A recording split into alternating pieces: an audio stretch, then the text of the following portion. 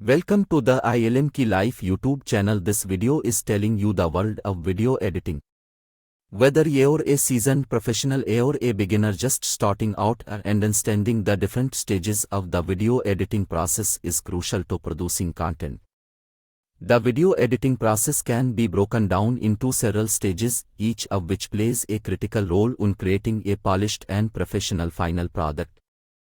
These stages include: this is the planning phase where you gather your raw footage, determine your vision for the final product, and develop a storyboard or short list. Assembly: this stage involves organizing your footage into a rough cut, which serves as the foundation for your final product. During this stage, you'll focus on selecting the best shots, determining the pacing and flow of the video, and making basic edits like trimming clips and adjusting audio levels.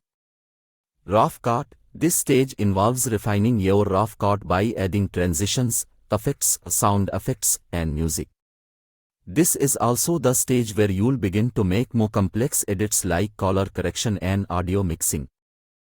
Fine cut: during this stage, you'll focus on your video by making subtle adjustments to the pacing, timing, and overall flow of the video. You'll also address any remaining technical issues like color grading and sound mixing.